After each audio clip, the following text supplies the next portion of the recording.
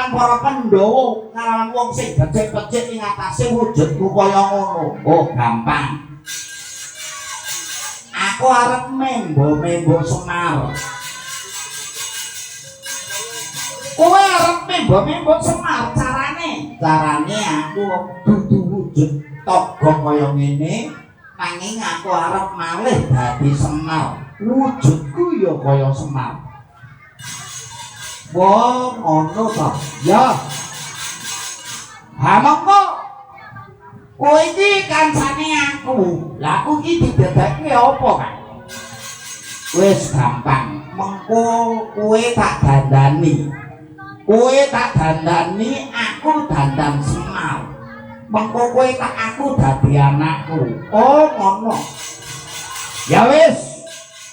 Yen ngono aku manut marang Kakang Togot. Banjur arep dandan ana ngendi? Ana bukuran kene.